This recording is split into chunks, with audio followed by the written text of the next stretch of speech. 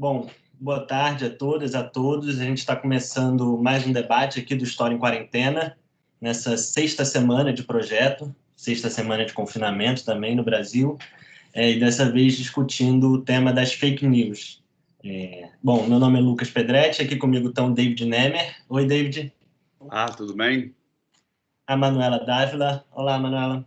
Oi, oi, oi. E o Vinícius Vu. Oi, Vinícius. Tudo bem? Bom, o História em Quarentena, para quem está chegando agora, é um projeto que nasceu desse contexto, né, de pandemia, da necessidade da gente se confinar, quem pode ficar em casa.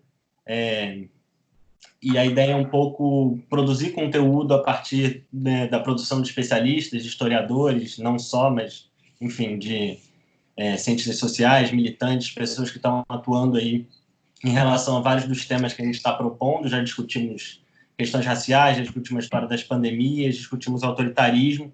Então, a ideia é sempre estar tentando fazer a relação entre alguma temática que a gente escolhe para a semana com essa conjuntura particular da pandemia que a gente está vivendo.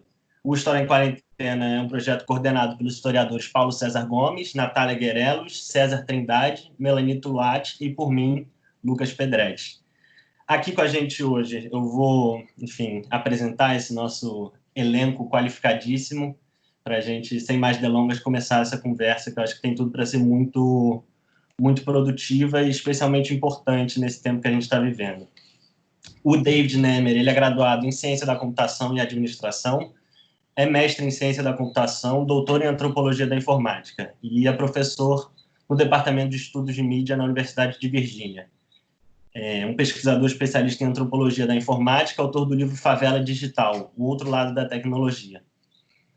A Manuela Dávila é jornalista e mestre em políticas públicas, foi a vereadora mais jovem da cidade de Porto Alegre, de 2007 a 2015 foi deputada federal pelo Rio Grande do Sul, em 2015 e 2018 deputada estadual também no Rio Grande do Sul, foi candidata a vice-presidente na chapa enfim, chegou ao segundo turno nas eleições de 2018 e recebeu 47 milhões de votos.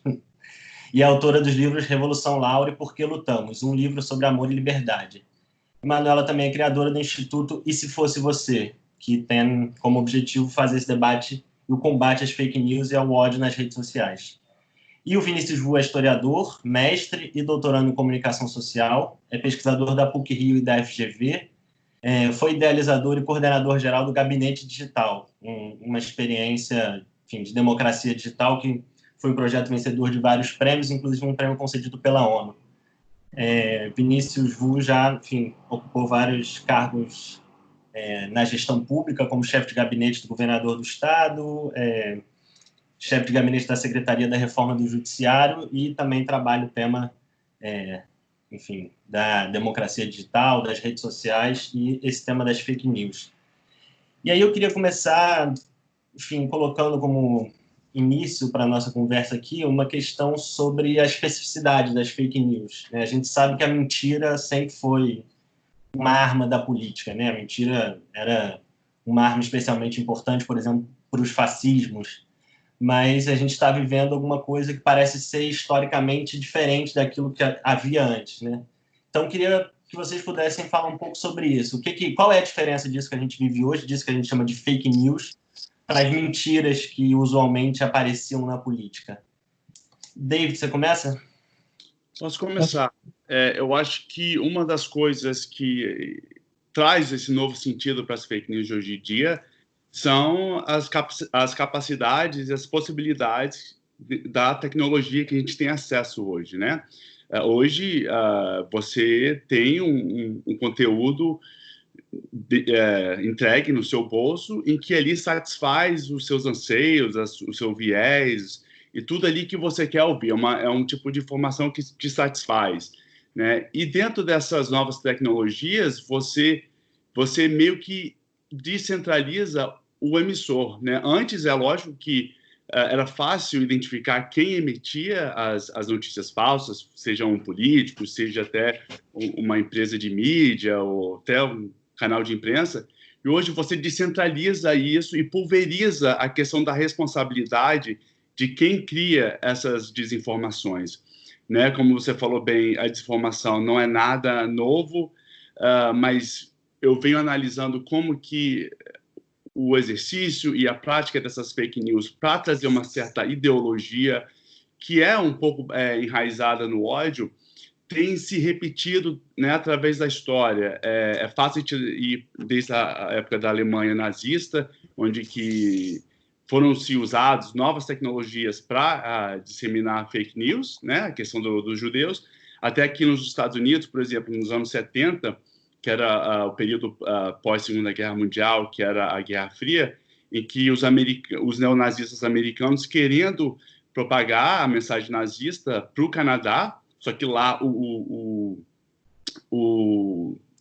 conteúdo nazista é criminalizado, eles desenvolveram uma rede BBS, né, para que pudesse enviar essas notícias neonazistas para o Canadá, e pelo correio não podia, porque naquela época, pós-Guerra Fria, tinha muita espionagem via carta, então eles estavam muito escaneando carta, abrindo carta, então eles faziam uma própria rede para disseminar fake news, né? Então, antes você conseguia identificar esses atores. Hoje em dia, as pessoas se empoderam por um pouco desse anonimato que as novas tecnologias introduzem no nosso dia a dia, e o que fomenta um pouco e tira um pouco do controle essa questão das fake news. Então, se eu pudesse falar uma coisa que há de novo, é essa questão das tecnologias, e a mensagem que fica é que não existe punição, né? A gente viu o que aconteceu em 2018, e eu acho que a questão da punição e da responsabilidade também é uma coisa muito nova, porque antes, quando existia um escândalo de fake news, né, era uma coisa só, as pessoas ficavam desacreditadas, tinha um processo ali criminal, mas hoje em dia já não tem mais essa expectativa de punição. Então, acho que isso também vem a trazer uma novidade para esse tipo de fake news aqui, apesar de ser anônimo, também vem junto com uma certa impunidade de quem faz isso. Manuela. Bom, primeiro que eu estou muito feliz de conversar com vocês, né? Eu acho que a gente precisa levar em consideração as razões pelas quais nós chamamos fake news de fake news, né? Porque, historicamente, por exemplo, no processo político, sempre existiu boatos, mentiras, materiais apócrifos, mas isso era colocado... vou tentar usar alguns exemplos concretos. A primeira eleição que eu disputei para a Prefeitura de Porto Alegre no ano de 2008, existia um sistema de distribuição de boatos nas paradas de ônibus, né? Esses boatos, eles eram ali colocados, uma pessoa falava na parada de ônibus, ela disseminava, entrava no ônibus e dizia, bom, vocês viram que a Manuela consome drogas? Falava aquilo alto, o ônibus inteiro escutava e aquilo se disseminava numa determinada comunidade. Isso era feito, portanto, de uma maneira artesanal. O que nós estamos, quando nós trabalhamos com fake news, nós necessariamente não estamos trabalhando com as mentiras, com a manipulação, com as versões tradicionais da mídia de referência, né, da chamada grande mídia. Nós estamos trabalhando com uma ideia, eu acredito, de uma combinação de notícias que são construídas e disseminadas a partir de determinadas ferramentas e com determinadas ferramentas tecnológicas para determinados públicos. Então, é como se nós, ao invés de disseminar o boato de que eu usava drogas dentro de um ônibus, conseguíssemos apurar dentro daquele ônibus quais pessoas ficariam sensibilizadas pelo assunto de eu ser usuária de drogas. E então enviássemos essa mensagem apenas para esse público, né? A partir da mineração de dados. E fizéssemos isso não apenas para um ônibus, mas para todos os ônibus que circulam na cidade de Porto Alegre. Então, nós estamos trabalhando com uma notícia fraudada, né? Uma fraude noticiosa, que eu acho que é o conceito em português que melhor se adequa à versão de fake news, não é uma mentira, é algo com a intenção de fraudar a realidade, né? Então, uma notícia fraudulenta, direcionada a partir de determinadas tecnologias, com os bots, com o uso de determinadas ferramentas, com muito volume, né? Um volume muito grande, o volume é uma diferença a tudo que nós vimos antes na história da humanidade, direcionada para pessoas corretas que darão credibilidade para aquilo a partir das ferramentas de mineração de dados. Acho que é importante a gente colocar essa dimensão da tecnologia, porque é a tecnologia e o conjunto de informações que dispõem né, que quem produz fake news dispõe a nosso respeito, que faz com que a disseminação delas tenha a potência que tem, que faz com que elas não sejam ridicularizadas. É uma espécie de juntar a fome com a vontade de comer. Durante o processo eleitoral do Brasil de 2018, era muito comum que as pessoas não acreditassem nas fake news porque elas não haviam recebido determinado conjunto de mentiras. Mas elas não haviam recebido aquele conjunto de mentiras exatamente porque elas não eram o público capaz de crer. Né? Então, tem aquele conceito, fazer ver, o poder simbólico do Bourdieu, né? Fazer ver e fazer crer. As fake news, elas fazem ver quem pode crer, né? Talvez seja a sofisticação desse conceito do poder simbólico do Pierre Bourdieu. Vinícius. Bom, a primeira coisa que eu acho importante é admitirmos que nós estamos falando de um quadro conceitual ainda em construção, né? E, na verdade, você tem uma trajetória, né, muito recente de pesquisas acadêmicas, enfim, e de análise. E o fenômeno, como ele é um fenômeno vivo, ele também é um fenômeno em permanente transformação. Mas, dito isso, assim, a gente tem algumas características, digamos assim, daquilo que nós, né, estamos debatendo aqui e definimos como, né, fake news. Né? Primeiro é que nós estamos falando de um fenômeno característico do ambiente digital, né? O que implica numa segunda característica fundamental, que é a imensa capacidade de disseminação e de alcance, né? Com possibilidade, inclusive, de direcionamento, customização, um pouco isso que a Manuela falou, né? Que era no ambiente digital, se potencializa com o uso de plataformas, Big Data, enfim, estratégias de microtargeting. Outra coisa importante para esse debate, me parece que é a pretensão, né, à verdade, né? As fake news, obviamente, elas buscam se apresentar enquanto verdade. Então, aí nós temos uma dimensão epistemológica, né? Afinal de contas, o que está em jogo é a disputa pela verdade, né, pela história e pela legitimidade de se escrever história.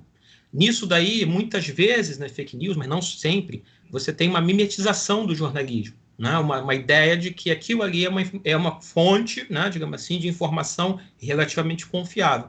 Quando não há, né, a tentativa de parecer jornalismo, há pelo menos a ideia de você trazer para o debate supostos especialistas e autoridades em determinados assuntos. Né? E isso implica também uma relativização do papel do jornalismo, que eu acho que é um debate importante para a gente fazer na sequência.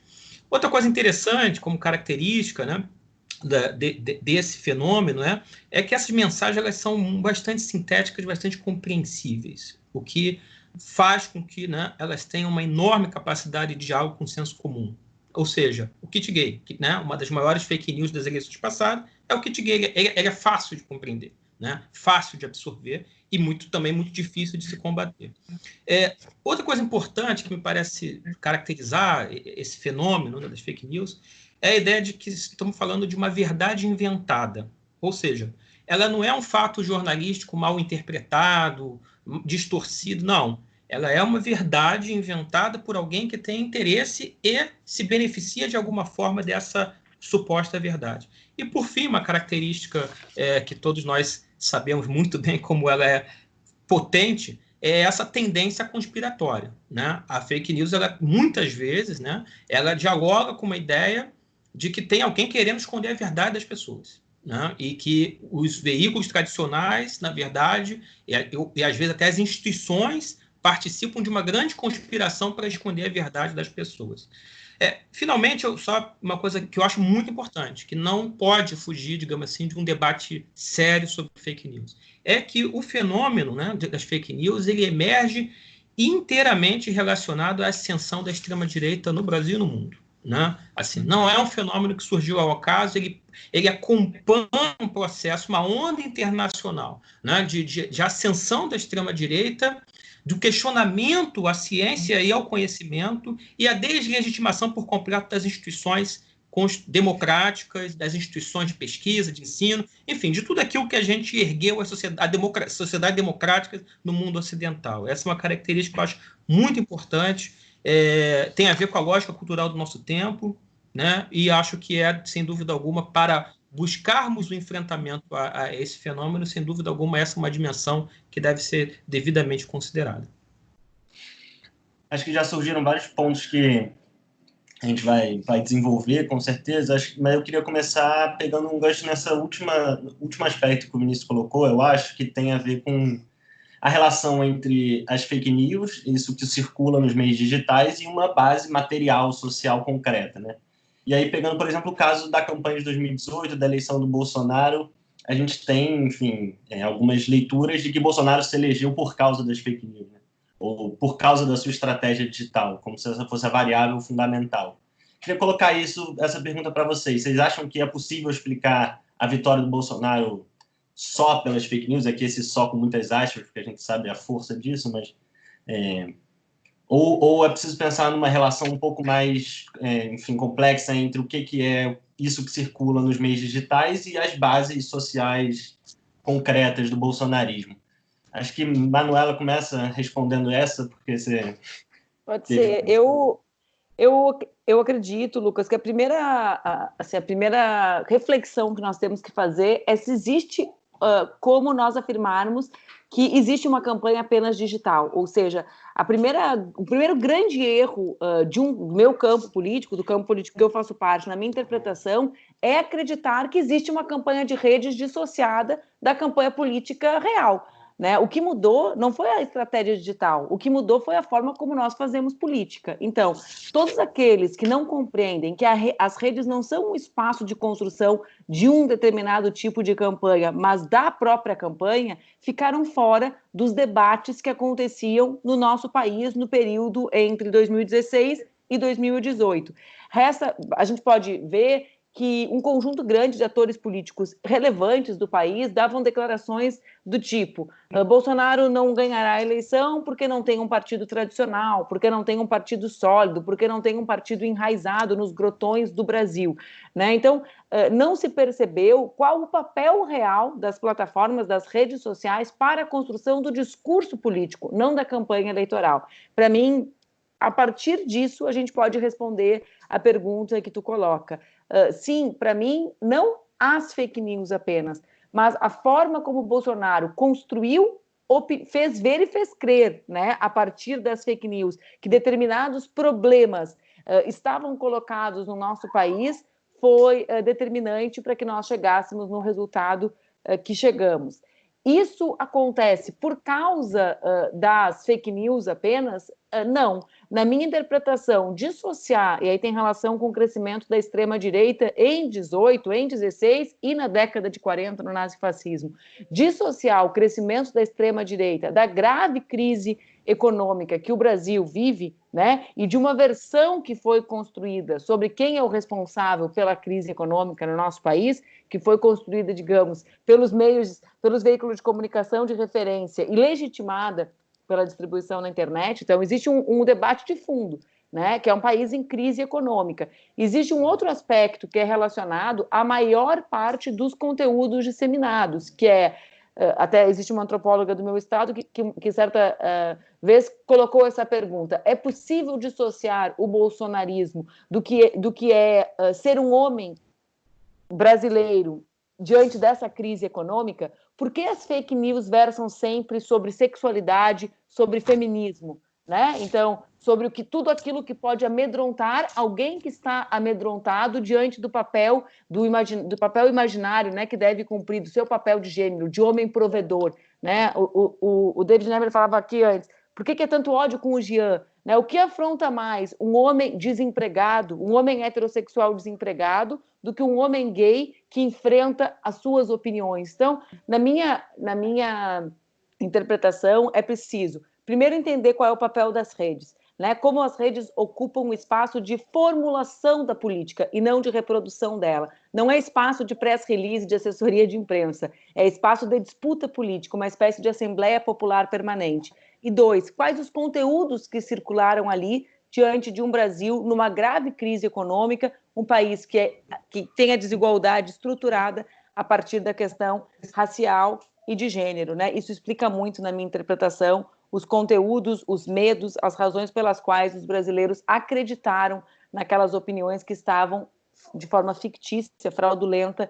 em disputa ali no ambiente das redes. Vinícius. Bom, se a pergunta for essa, né, se as fake news decidiram as eleições, eu arriscaria responder com categórico não. O que não quer dizer que elas não foram decisivas, né? Acho que a vitória do Bolsonaro ela tem um conjunto de fatores que vão desde a deslegitimação da política, o que possibilitou que ele se apresentasse como um candidato antissistêmico. Você tem medo, insegurança e ausência de resposta, por exemplo, ao tema da criminalidade e da violência. Tem o tema da corrupção, né?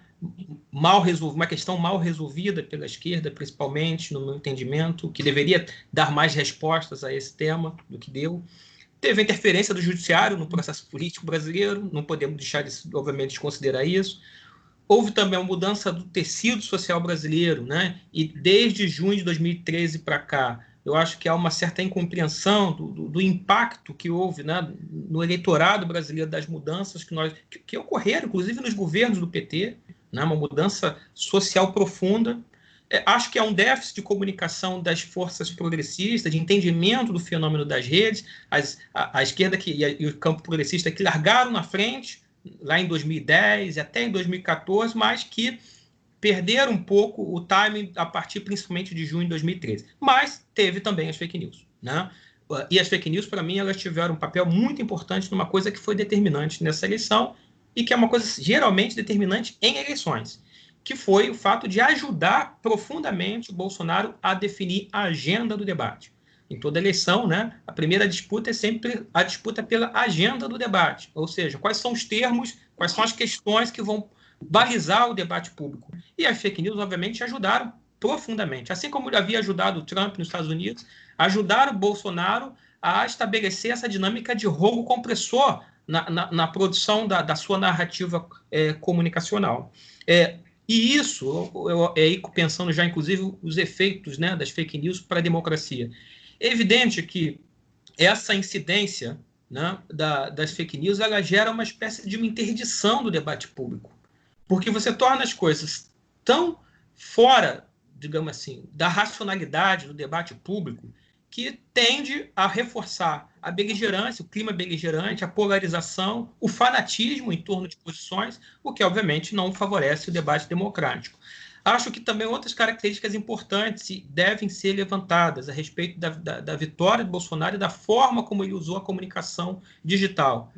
Se valeu, né, da criação de um verdadeiro mercado em torno das fake news, CPI das fake news aí está aí mostrando isso. Empresas que operavam e vendiam serviços de distorção do debate público, né? Algo que aconteceu já em outros países e aconteceu aqui também no Brasil, né? O caso mais emblemático das eleições americanas, todo mundo lembra daquele caso dos meninos lá na Macedônia que produziam fake news e ganhavam dinheiro a partir, né, da quantidade de cliques que eram gerados nas notícias falsas que eles criavam. Isso, de uma certa maneira, com características específicas, se viu aqui também nas eleições de 2018, o que leva também, nesse processo, a promover uma certa alteração da percepção social de verdade. Ou seja, o kit gay virou uma verdade, né? E é difícil você ter os mecanismos, os canais para você desconstituir inverdades que foram lançadas no debate público,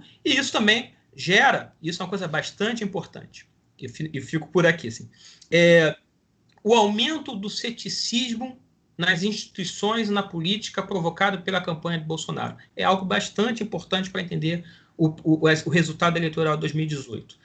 Lembremos que talvez a fake news que mais tenha tido alcance e repercussão nas eleições de 2018 foi qual? Foi sobre a manipulação das urnas eletrônicas. Isso não é por acaso, não foi por acaso. Então, essa ideia de você criar uma terra arrasada, de desconfiança generalizada, né, evidentemente favoreceu enormemente a candidatura de Bolsonaro, que, como eu disse aqui, a sua vitória não foi motivada somente pelas fake news, mas, sem dúvida, a fake news ocupou um lugar bastante destacado em sua estratégia. Então, eu acompanho o que vocês disseram aí, o Vinícius e a Manu, corretíssimo. Mas se a gente for tirar, por exemplo, a questão das fake news e olhar dentro dessa maldição dos 30 anos que o Brasil parece sofrer, né? A gente tem o Bolsonaro, 30 anos atrás a gente tinha o Collor, depois Jânio Quadros, depois Getúlio, antes, né, Getúlio. parece que essas figuras da maldição dos 30 anos vêm justamente a responder por um anseio dessa nossa classe média que, né, durante esse período acumula certas frustrações ou não aceita quando acessos são ampliados para as classes mais baixas, né, e precisam dessas figuras para meio que satisfazer esses anseios de manter essas diferenças de classe dentro do país, né? E as fake news foram, né, dentro desse conceito que a gente está debatendo, a melhor forma de materializar essa maldição dos 30 anos, que foi o Bolsonaro. Eu venho acompanhando os grupos de WhatsApp bolsonaristas desde 2017, né? Eu faço essa etnografia lá dentro, é uma coisa que eu tento... É uma coisa sofrida. Sim, tirar a minha parte humana, deixar só minha haja parte paixão pela ciência. Exato. E vejo ali como que todo mundo que fazia parte desses grupos já entrou com a cabeça de votar no Bolsonaro. O que eles queriam saber é quem era o Bolsonaro, qual era a sua agenda. E dentro desse processo desde 2017 até hoje, o que aconteceu foi o seguinte: esse pessoal ficou mais radical. Então, se teve uma coisa que as fake news fizeram em 2018, por exemplo, foi hiperpolarizar a nossa sociedade. Porque o que a fake news faz? Apesar de ser falsa, ela traz uma certeza e um chão muito firme para quem tem medo e quem sofre de uma certa vulnerabilidade. Então, as fake news vêm trazer essas certezas para eles. E uma coisa interessante é que essas fake news, que é baseada em ódio, deixa essa base, né, bolsonarista muito afoita e muito unida. Por isso que o Bolsonaro fica nessa coisa de construir um inimigo o tempo todo, porque é uma forma de manter a base motivada para lutar por ele e unida. E olha, um caso aí no Brasil que eu acompanhei nessa minha pesquisa foi o trágico evento dos assassinos de Suzano. Eles entraram nesses grupos de WhatsApp, querendo saber quem era Bolsonaro, sofreram um processo de radicalização ali, e quando eu fui ver, estavam lá dentro do 4chan, tendo acesso às armas, foram para a escola de Suzano e fizeram aquela atrocidade. O Bolsonaro é culpado por isso? De repente não a pessoa dele, mas o bolsonarismo, eu diria que sim, porque esse que é o processo do bolsonarismo. O bolsonarismo cresceu além da figura do Bolsonaro, né? Eu escrevi uma coluna para o UOL outro dia falando que o Frankenstein acordou e agora que controla o criador. O Bolsonaro, ao radicalizar a sua base, a única forma de manter a base unida é ele mesmo se radicalizando ainda mais. Por isso que a gente vê essas atrocidades do Bolsonaro que ele fala o tempo todo, que parece que a gente chegou ao limite, mas a gente não sabe quanto que é o limite, né? Então, assim, eu vejo também que as fake news é uma questão socio-tecnológica. Tem a questão tecnológica, mas tem a questão social também. A Manu e o Vinícius falaram muito bem da questão da mensagem que as fake news trazem. É lógico que para mensagem da extrema-direita é muito fácil você falar que homossexualismo é pecado, você vai para o inferno, essas mensagens diretas.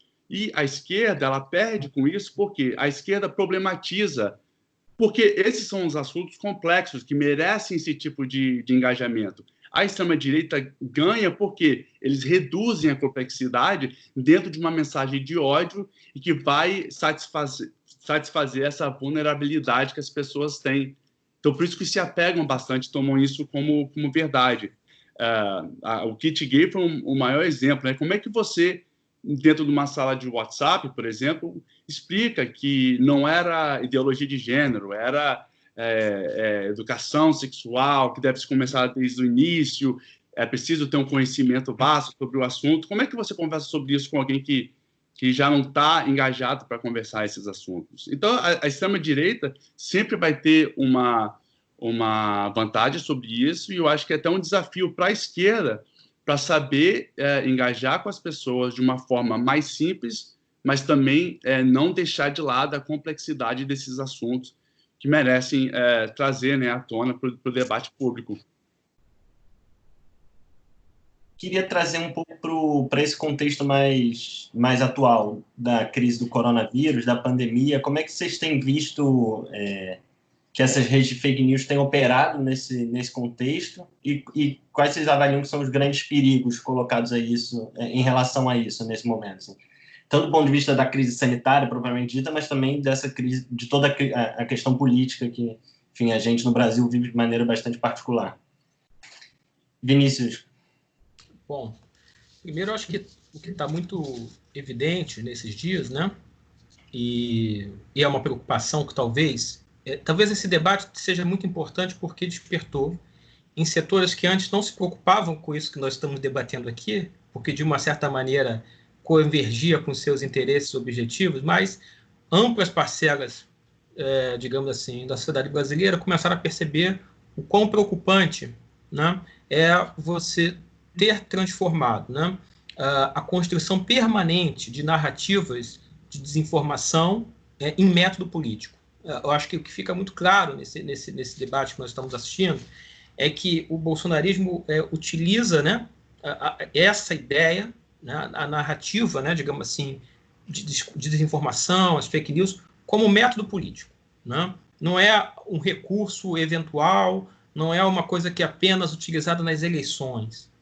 E por isso, para quem não se interessa por eleições, então, né, poderia dizer que, olha, não tem nada a ver com isso, não.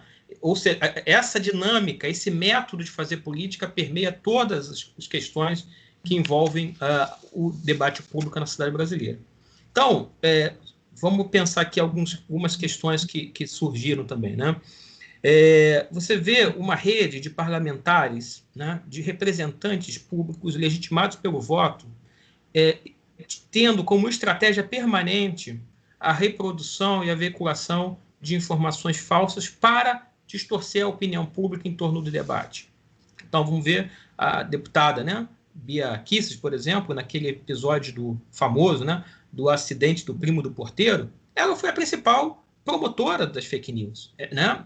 E gerou uma dinâmica onde a gente tinha ali 40 tweets por minuto sendo repercutindo aquela informação.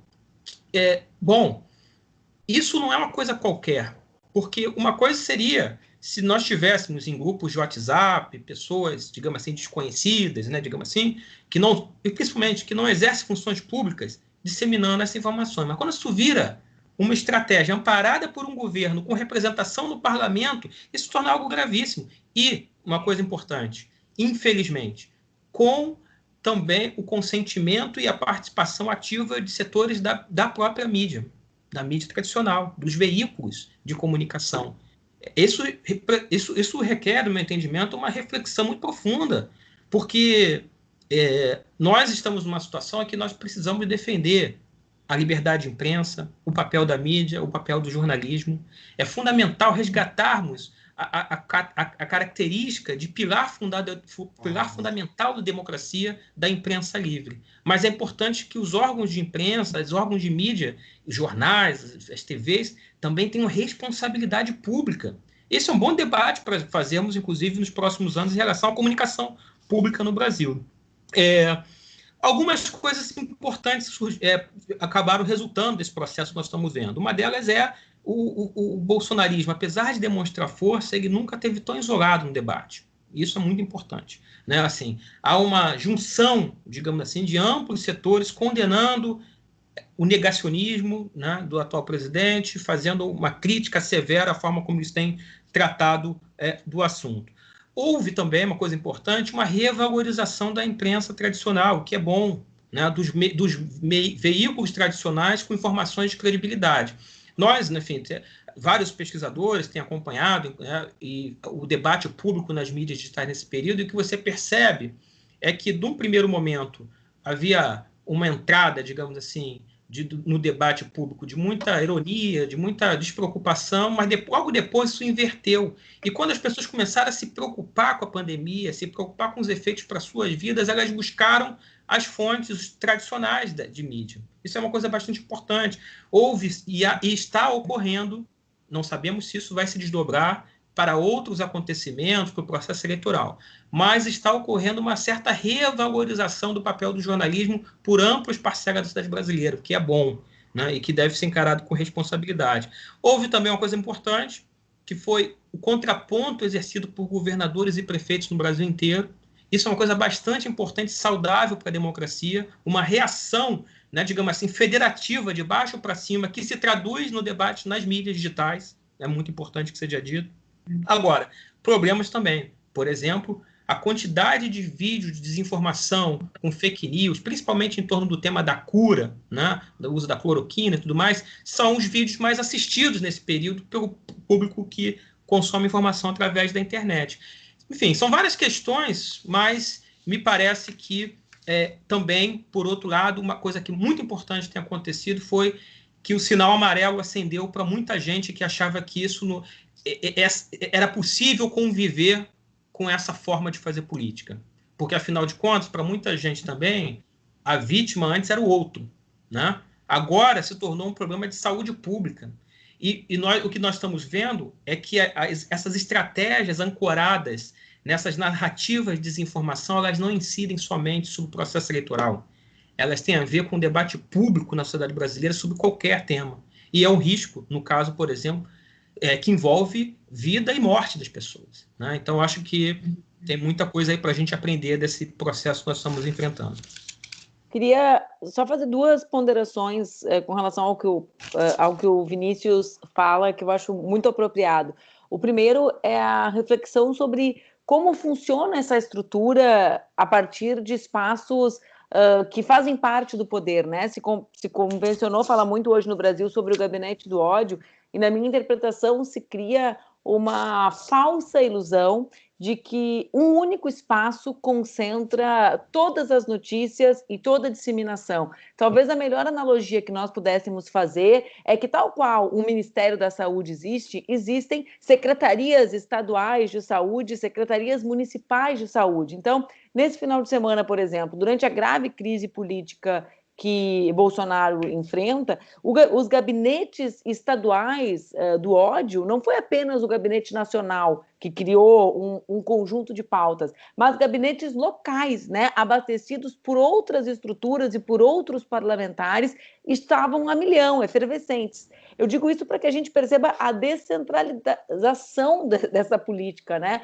Para que a gente não tenha a ingenuidade de achar que toda a política das fake news estão concentrada nas mãos do filho X, Y, Z, de uma única pessoa. Nos estados, talvez nas eleições municipais, a gente chegue mais perto do verdadeiro terror, que é a destruição de reputações feitas pelas fake news. Por quê? Porque é muito mais próximo das pessoas, né, com uma velocidade de disseminação em grupos de WhatsApp muito mais ligeira, né? Então, para mim, esse é um aspecto importante para a gente perceber, compreender isso que o Vu falou dos parlamentares, como eles estruturam suas próprias redes, né? Como não é assim uma pirâmide apenas, como existem muitas ramificações dessa distribuição. E a segunda, com relação a esse tema, né? Como as fake news atravessam todos os temas da vida política, da vida pública, do espaço público nacional.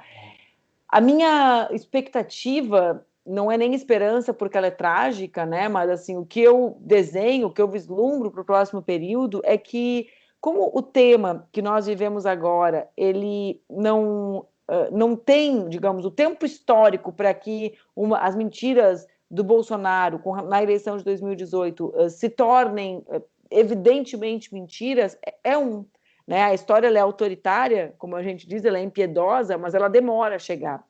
Nos temas relacionados ao coronavírus e à pandemia, infelizmente, a velocidade com que as mentiras que estruturam a ocupação do espaço público serão desmentidas será muito veloz. Então, é verdade que existe... O primeiro era o discurso dos atestados de óbitos falsos, né, Vu? Foi o primeiro, que se transformou em discurso e ação parlamentar, inclusive com o Eduardo Bolsonaro, exigindo um debate, politizando os atestados de óbitos, né? Então, estruturava nas redes, vinha para a ação parlamentar para legitimar aquilo.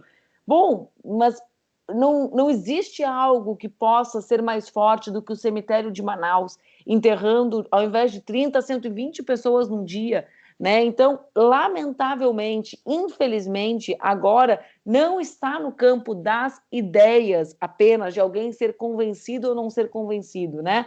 A cloroquina, infelizmente, não salvará todas as vidas, né? Não existe vacina, né? Então, o vírus ele tem uma velocidade de disseminação muito veloz e a verdade, no caso do conjunto de fraudes, de mentiras disseminadas pelo clã Bolsonaro no Brasil para enfrentar a pandemia, a verdade também se colocará de forma impiedosa muito velozmente, porque basta ver o que é a curva do número de infectados e mortos do Brasil para que a gente compreenda isso que eu estou tentando dizer, né? David. Olha, eu fico um pouco mais pessimista em relação a como que a história vai nos contar, vai contar no futuro, né, o que está acontecendo. Eu tenho um grande receio de, né, com o coronavírus acontecendo, acho que nós estamos aprendendo várias lições, praticamente em todos os âmbitos sociais, da questão neoliberal, da questão do coletivismo, da questão da saúde pública, né? Aqui nos Estados Unidos, onde que se havia uma aversão de se falar em sistema único de saúde, hoje já faz parte do debate da sociedade. Todo mundo hoje tem uma opinião bem formada sobre o sistema único de saúde, que vai ditar como vai ser o debate entre Biden e o Trump. O meu medo que eu tenho, receio aí no Brasil, é que com essa jogada política em cima do Covid, é que uma grande parcela da população não vai absorver as lições que a gente vai ter que aprender para evoluir como sociedade por satisfazer esse negacionismo, né? Achar que quem morreu de Covid, na verdade, foi uma fraude, né, nos óbitos, os governadores que estão mentindo e não o presidente, enfim. Essa guerra retórica e essa construção dessa narrativa de negacionismo é muito perigosa, não só por agora, mas como que a gente vai levar adiante essas lições. Então, eu tenho muito receio que, infelizmente, boa parte da nossa população não vai aprender e espero que, enfim, como a Manu falou, a história vai ser impiedosa, mas como é que a gente leva essa mensagem a todos num momento tão difícil, né? Acho que esse é o grande desafio que a gente tem. Por exemplo, nos grupos WhatsApp que eu monitoro, por exemplo, o debate ali sobre o Covid é extremamente depressivo. Fala-se que é o vírus chinês, que foi criado pela China para destruir a civilização ocidental, e uma vez destruída, ela vai criar a própria vacina, porque quando criou-se o vírus já tinha-se a vacina, mas você devasta o Ocidente para introduzir a vacina e ganhar dinheiro sobre a venda da vacina. Só que a Mônica De Bolle fala muito bem como que isso está sendo devastador para a economia da China, para a sociedade chinesa, né? Não tem cabimento dentro de uma lógica realista que isso tem algum tipo de teoria da conspiração por trás. Então, essas narrativas são introduzidas, infelizmente, por certos atores, que a gente conhece muito bem, não facilita a questão da integração coletiva que a gente precisa nesse momento, e as pessoas, novamente, se apegam a certezas que são baseadas nessas fake news. A gente tem a questão da cloroquina, que foi uma coisa politizada, sendo que na ciência, né, o tempo da ciência não é o tempo de anseios políticos, então não tinha como... A única verdade que se tinha sobre a cloroquina é que não tinha nada conclusivo em relação a ser uma solução definitiva, né? Ainda está se pesquisando. Infelizmente, os resultados não têm sido bem positivos, né? Agora tem outras frentes para achar-se a vacina, mas esse meu receio de como que a gente vai levar isso para frente, a gente vê um pouco hoje no nosso presente, porque o Brasil é um dos poucos países que, no meio de uma pandemia, não se fala mais muito em pandemia. Fala-se do Moro, fala-se do Mandetta, fala-se agora, né, desses novos selecionados do Bolsonaro para assumir a Justiça e a Polícia Federal. A pandemia fica pelo terceiro, quarto plano e as pessoas não estão entendendo o que é uma pandemia, né? Acho que esse é o meu grande receio e, infelizmente, essas dúvidas são alimentadas por essas fake news, essas narrativas que vêm de atores muito bem identificados aí na nossa sociedade. Queria caminhar já na direção de pensar como fazer, então, um enfrentamento às fake news, né? E aí dividir essa pergunta, acho que em pelo menos dois planos. Um primeiro no sentido de como enfrentar, como se contrapor às informações falsas que circulam. Então, a gente tem uma frente propriamente jornalística em relação a isso, que são as agências de checagem. Um segundo âmbito que a gente pode pensar como se contrapor a isso de um ponto de vista judicial, né? Ou seja, que instrumentos a gente tem à nossa disposição para fazer esse enfrentamento? Mas o segundo plano dessa pergunta acho que tem a ver com como desenvolver uma estratégia de comunicação que permita que a gente possa voltar a pautar o debate público, a ditar a agenda, né, como o Vinícius falou, e não se enredar mais nessas tramas.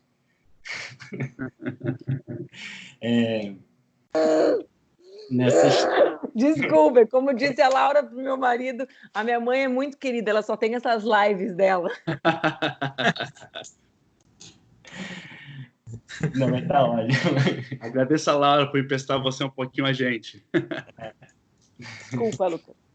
Nada, tranquilo. Mas acho que a pergunta era essa, enfim, como enfrentar as fake news e também como voltar a pautar o debate público, como voltar a pensar em ter uma posição mais ativa nesse debate. David, começa? Começa, e isso é uma das coisas que eu falo muito dentro da minha pesquisa das fake news, né? Porque muita gente já está nessa ansiedade da solução, e eu falo muito que a solução, por o problema ser um problema sociotecnológico, a solução também é sociotecnológica. Vai ter a questão social e a questão tecnológica, né? A questão tecnológica, os algoritmos, por exemplo, do Facebook, eles vão ter que desenvolver uma maneira de moderar esse conteúdo, de filtrar sites de informação de baixa qualidade, de sites que são conhecidos por propagar fake news. O WhatsApp é a mesma coisa. O WhatsApp, eu estou em conversa tanto com o WhatsApp quanto com o Twitter em relação aos bots e as contas automatizadas, né? É preciso tomar essa frente de banir esses tipos de conta. O WhatsApp tem escutado bastante os pesquisadores no sentido de a gente passou para eles a recomendação de diminuir o número de encaminhamentos, eles têm diminuído, a gente tem mostrado que isso desacelera realmente a questão das fake news. Então, tem esse lado tecnológico, mas tem o lado social. O lado social que vai desde a questão da educação, né, até a questão judicial, né? Uma coisa que aconteceu no Brasil, e eu acho que o Brasil é até um exemplo no sentido de combater rumores e difamação, principalmente em período eleitoral. O que aconteceu em 2018 foi que o TSE ficou vendo tudo de boa, sabe? O Bolsonaro, em plena eleição, descaradamente nos canais oficiais dele, falava que as urnas estavam hackeadas, né? E as urnas são um produto do TSE. Então, o TSE seria o órgão mais apropriado para falar que não, e simplesmente lançou um relatório lá, um aviso, um pronunciamento que não tem a mesma penetração que o pronunciamento do Bolsonaro, e ficou disso de boa. Bolsonaro voltou a questionar as urnas, falando que ele ganhou as eleições em primeiro turno. O TSE manda um pronunciamento totalmente apático, totalmente fora de um contexto que deveria falar a verdade, ou dentro de uma punição, enfim. Então, as instituições, primeiro, têm que funcionar, né? Tanto as instituições da educação, da justiça, das polícias, até para exercer a lei, né? Fazer valer a lei, tanto da questão tecnológica também. Também das criações, né? Pais e mães que deixam filhos à mercê de algoritmos de YouTube. YouTube já foi pego doutrinando crianças a mostrar vídeos da extrema-direita para crianças aqui nos Estados Unidos, né, dentro do algoritmo do YouTube. Então, é preciso ter essa frente multifacetada, que vai desde as questões tecnológicas até questões sociais. Não adianta vir com uma bala de prata, porque ela não vai existir e nunca vai existir. Como eu falei, como a gente sempre está falando aqui, as fake news sempre existiram, mas dessa maneira não pode acontecer. Então, agindo dessa forma multifacetada, eu acredito que a gente possa diminuir. Nas eleições de 2018, se o TSE tivesse pego uma pessoa, pelo menos uma pessoa, que, né, propagou fake news e usar aquilo como exemplo, você pode ter certeza que as pessoas pensariam duas vezes em fazer isso, né? Em 2018 ficou na cara, por exemplo, o Paulo Marinho tinha um QG de fake news ali, com duas pessoas, tanto a Thaís Feijó quanto a Rebeca Félix. Eu falo o nome porque são nomes que eu descobri na minha pesquisa, eu tenho dados, tenho colaborado bastante, e hoje trabalham para a Secretaria Especial do Planalto. Fazendo o quê? Eu deixo para vocês interpretarem isso, mas é fake news, né? Enfim, bola para frente. Manu, vocês viram que a Laura veio chantagear emocionalmente todos aqueles que estão assistindo, né? Eu concordo muito com o que fala o David, não existe uma única solução, acho que a gente precisa imaginar um conjunto de soluções em múltiplas áreas para enfrentar o problema. Então, existem iniciativas legislativas, esse tema tem avançado no nosso país, né? A gente precisa sempre cuidar a equação. Acho que esse é um tema importantíssimo de se debater, né, que é a equação entre a proibição da censura e a garantia do respeito ao devido processo legal do nosso país, porque nós estamos lidando com plataformas, com empresas transnacionais que têm mais poder que os estados nacionais. Então, eventualmente, se comemora, né? Eu recebi, por exemplo, eleição da Espanha. O WhatsApp proibiu determinados grupos porque circulava fake news. Não, quem manda na eleição da Espanha é a Espanha, né? Não pode uma plataforma determinada incidir no processo eleitoral daquele país. Então, é preciso que a gente fale sobre isso. A mesma coisa acontece agora quando o Twitter apaga, por exemplo, comentários, manifestações de Jair Bolsonaro. A gente acha que é o correto, porque é fake news, mas qual é o critério para que aquilo tenha sido retirado? Então, tem sido gerido, né? Acho que o espírito tem que ser esse, né? Garantia da soberania do nosso país e do respeito ao devido processo legal. Existe um conjunto de iniciativas que precisam ser feitas no âmbito eleitoral e não, né, porque não é só em eleição ou só durante o período que as eleições estão abertas, digamos assim, que a destruição e que essa disputa é consagrada. Mas o Poder Judiciário e o Ministério Público precisam se adaptar à realidade. A maior parte dos crimes do nosso país acontecem hoje no ambiente virtual, né? Eu dou um exemplo muito fácil de ser compreendido, né? Eu ajuizo um conjunto de ações, não é que é um dos temas da legislação, né? Conseguir garantir que as plataformas respondam que eu não preciso ajuizar 10 mil vezes contra uma mesma imagem, se eles podem identificar essa imagem a partir dos bytes depois que eu ganho judicialmente. Mas vamos lá. Como é que um juiz decide sem nomear perito? Né? Se eu fizer uma cirurgia plástica, colocar um silicone e ficar mal colocado, o juiz é obrigado a nomear um perito técnico, ele não tem condições de aferir tecnicamente aquilo, vai lá ter um médico. Né? Na área de tecnologia, todo mundo porque usa o Facebook acha que entende. Né? Eu entendo porque eu sou usuário. Não entende nada, meu amigo. Uma vez um juiz, eu perdi uma ação, porque o juiz disse assim, ele não marcou ela, não causou dano. Né? Tinha 17 mil compartilhamentos da publicação, não tinha o meu nome, não causou dano. Quer dizer, o gênio não entendia nada sobre aquilo. Né? Então, o judiciário e o MP precisam se adaptar à realidade. A realidade é que se racismo é crime no Brasil, a maioria do crime de racismo acontece na internet. Né? Então, as polícias precisam se adaptar. Eu participei de um debate na Câmara dos Deputados em que o responsável da Polícia Federal sobre a área disse assim, é que existe agora um grande debate filosófico sobre o que é verdade e o que é mentira. Falei, doutor, deixa eu lhe explicar, no tribunal de júri existe um grande debate filosófico se é culpado ou é inocente, e nem por isso o tribunal do júri deixa de existir. Né? Então, as polícias, a maior parte dos crimes tem condições de ser apurados. Né? Não existe esse mundo que a internet é terra de ninguém, que você acredita que são um monte de crimes.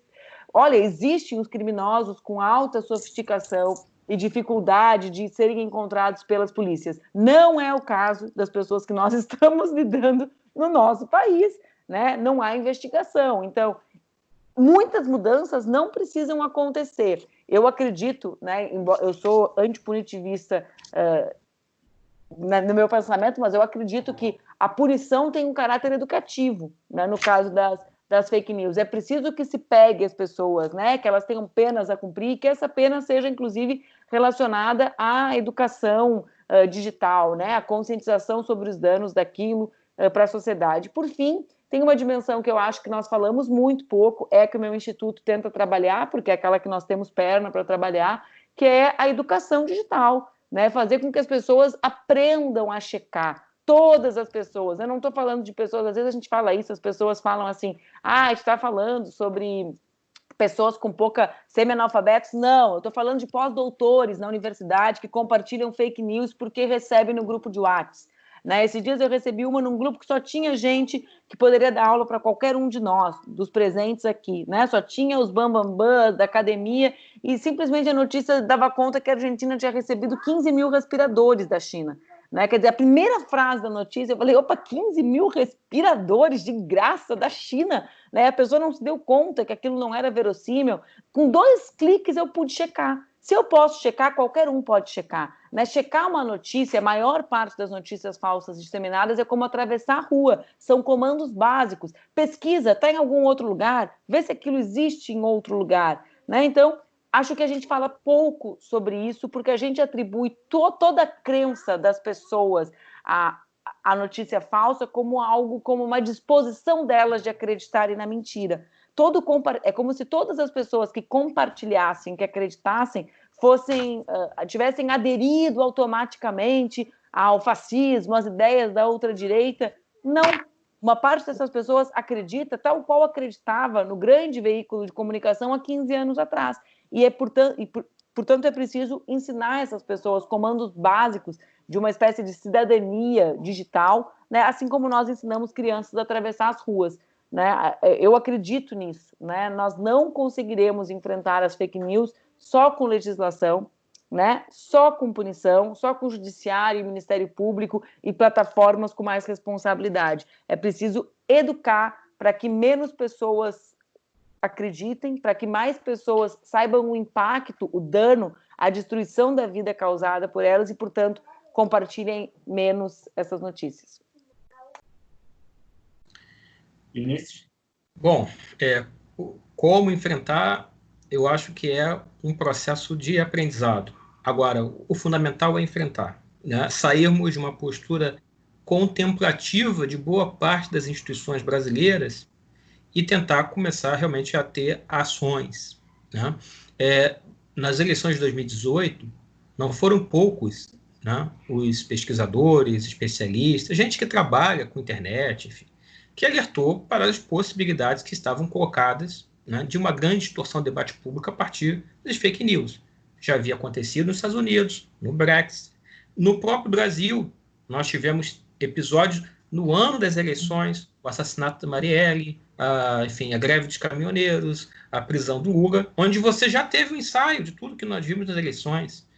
E, infelizmente, a Justiça Eleitoral, ainda que tenha feito seminários e debates antes do processo eleitoral, pouco ou nada fez no sentido de se dotar de capacidade técnica e de iniciativas, né, institucionais para efetivamente agir no processo eleitoral.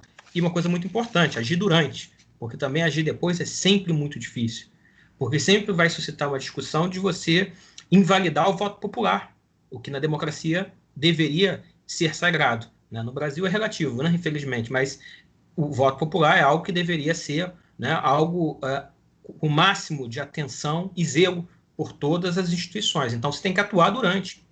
Já tem um aprendizado, né? Nós já temos aí coisas que nos indicam que há caminhos, experiências de outros países. Agora mesmo, a África do Sul, durante a pandemia, estabeleceu lá uma lei que proíbe que as pessoas publiquem conteúdo malicioso sobre o coronavírus. Bom, se vai dar certo ou não, vamos ver depois. Não vão faltar dados e informações para você ver o que funcionou e o que não funcionou. Uma coisa importante nisso tudo é, por exemplo, a revalorização do jornalismo, do papel do jornalismo. Mas aí também é importante uma discussão sobre a conformação dos veículos de imprensa, de mídia tradicional no Brasil, né? Porque eles também precisam se dotar de capacidade e de critérios éticos para a produção da informação de qualidade, né? Que muitas vezes é relativizado. Uma coisa importante que surgiu nesses últimos dias, uma questão nova, que eu acho que deveria também ser objeto de atenção no futuro, né? Que é a necessidade de nós repensarmos, por exemplo, essa relação com os tais influenciadores.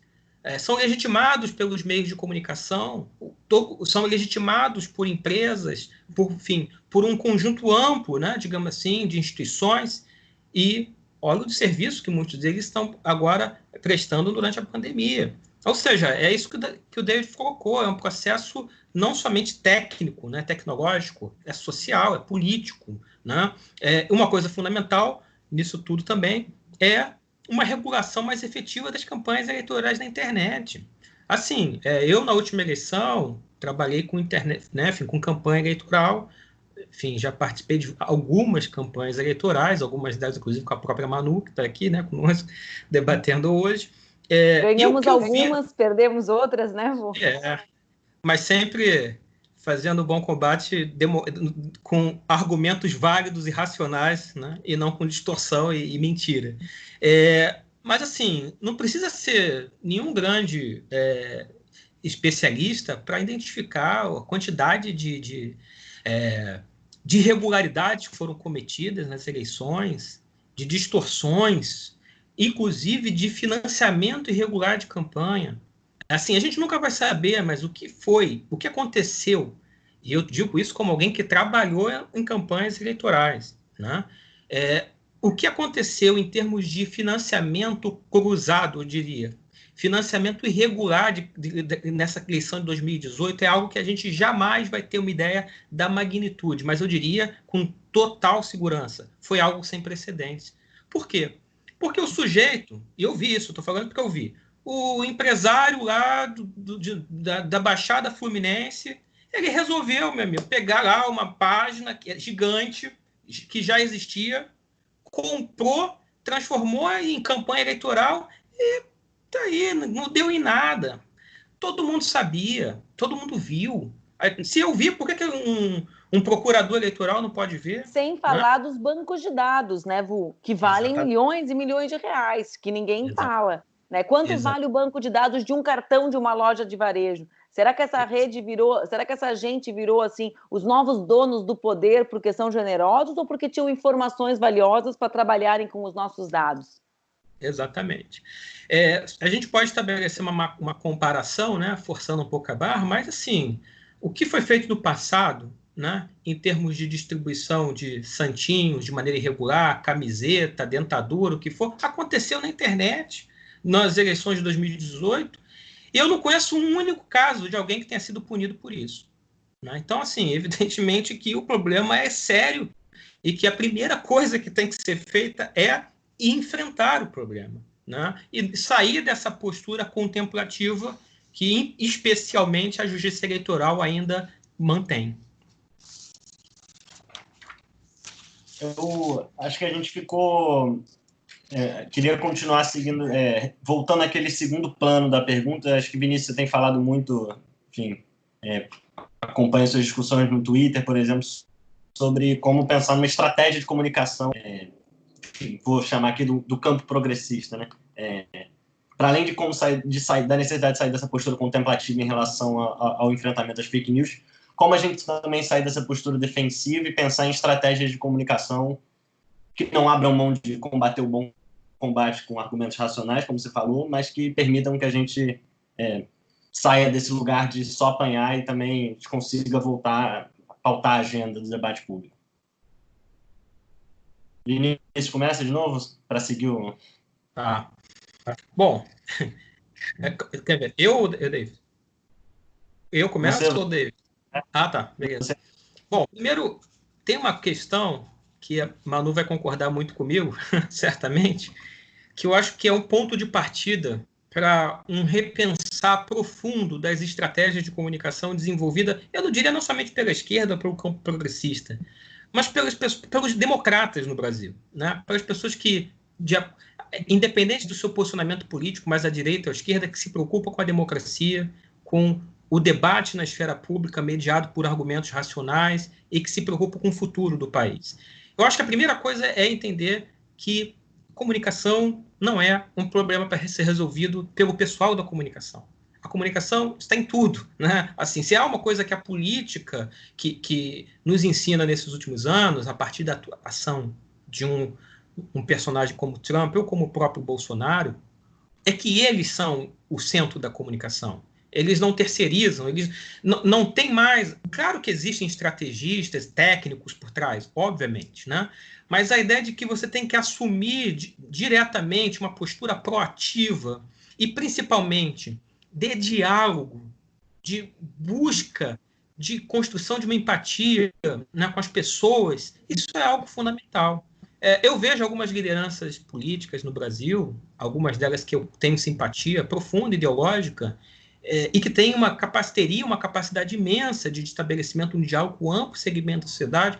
Eu vejo falando para meia dúzia de pessoas, né, falando para a própria bolha, como a gente diz, e fico absolutamente angustiado, porque há uma insistência muito permanente em repetir métodos tradicionais, como, por exemplo, de olhar a internet como uma televisãozinha, né? Comunicação vertical, isso ainda é predominante, digamos assim, em boa parte desse campo, digamos assim, progressista. Outra coisa que me parece muito importante é pensar um pouco que nós estamos imersos numa lógica cultural que favorece muito, infelizmente, esse sentimento tribal, né, que gera audiência, essa polarização que inviabiliza o debate e essa descrença generalizada em tudo. Então, eu acho que reinaugurar o debate público e, de uma certa maneira, a crença das pessoas nas instituições é um elemento muito importante. E isso só será feito também se as instituições entregarem aquilo que prometem, se repensarem, refletirem sobre as suas estruturas, né? Nós ainda temos no Brasil, a gente sabe muito bem disso, partidos, né, políticos de esquerda ou de direita, majoritariamente brancos, majoritariamente formados por homens, que excluem as maiorias, né, que não entregam aquilo que prometem, né, que são incoerentes com seus próprios programas apresentados nas eleições. Isso tudo, obviamente, contribui para o que nós estamos vivendo. Então, acho que, do ponto de vista social e político, tem uma dimensão que ela é muito importante, que é de reconquistar a confiança da sociedade nas instituições e na política. Eu acho que o risco de uma aniquilação da política é real, né? Eu acho que talvez, pela primeira vez, talvez na história da política moderna, a possibilidade de solução dessa coisa que nós inventamos para resolver os problemas sociais, né, as questões da sociedade, a possibilidade de desaparecer, não desaparecer as eleições, mas desaparecer a política tal como nós entendemos, ela é uma possibilidade real, né? Enfim, inclusive tem um artigo recente do Achille Mbembe que fala exatamente sobre isso, né?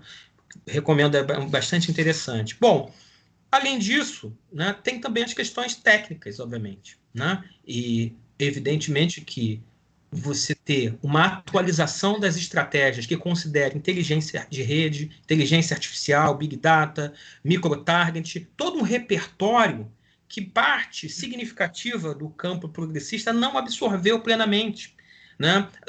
A esquerda, o campo progressista, largou na frente. Lembremos que lá em 2008 todos estavam muito felizes com a campanha do Obama, que ampliou enormemente a participação das pessoas. 57 milhões de americanos participaram direto ou indiretamente de atividades na internet. Aí depois veio a eleição de 2010 aqui no Brasil, todo aquele papel que os blogueiros progressistas cumpriram. Só que tudo isso mudou. Se tem uma questão que aparece em todas as principais pesquisas acadêmicas no mundo, é que a internet mudou profundamente nos últimos anos. A internet, tal como a gente começou a fazer política lá em 2008, 2010, não existe mais. Agora nós temos essa supremacia das mega plataformas de distribuição e reprodução de conteúdo que mudaram completamente a dinâmica da rede. E isso precisa ser absorvido, obviamente, por quem quer atuar com eficiência e com capacidade, né, de convencimento da maioria através dos instrumentos digitais. David, segue? É perfeito, Vinícius.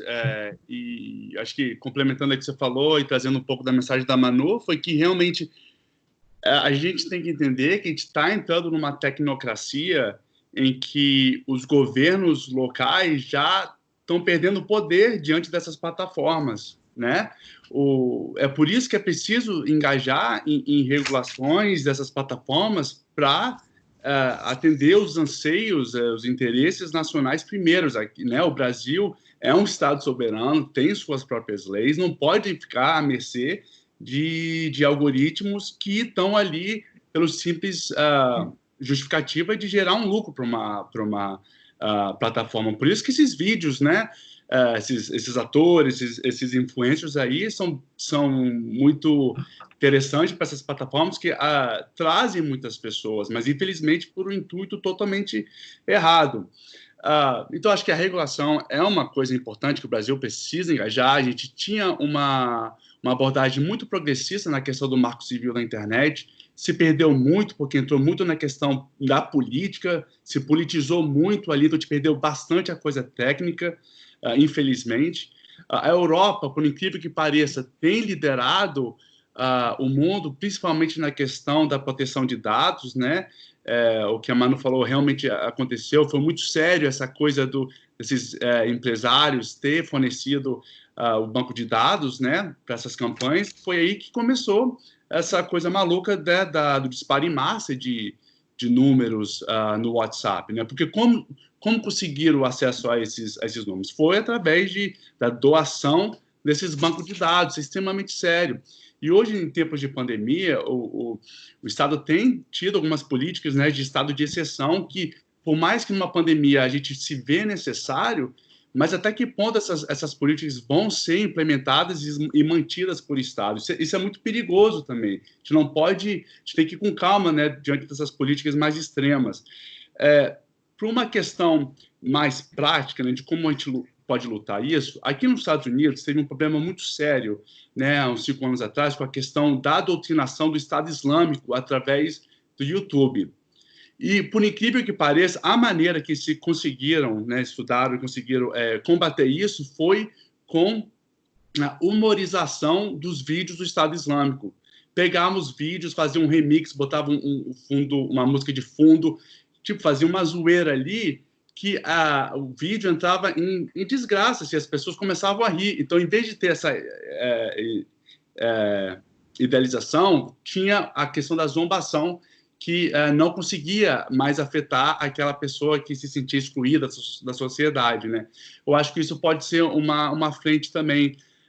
Como eu falei, a esquerda precisa apropriar de forma simples de conteúdo, meme, vídeos curtos, mas que, ao mesmo tempo, possa divulgar as mensagens complexas, né, de questões sociais que merecem a complexidade. Um dos problemas que a gente vê hoje das fake news não é a questão de estar desinformado, é a questão de você achar que está informado, né? O exemplo que a Manu mostrou da questão da Argentina. As pessoas que compartilharam a questão da Argentina ter recebido a doação de 15 mil respiradores, foi que as pessoas tinham certeza que isso aconteceu, né? Então, a desinformação ali não foi o problema é que as pessoas acharam que estavam informadas. Então, é preciso ter essa abordagem pedagógica de sempre estar curioso, sempre estar buscando, sempre ter essa coisa da verificação. Tinha-se uma esperança muito grande dentro desses sites de verificação de fatos, né? O fact-checkers. Parecia uma solução perfeita. E por que não funcionou?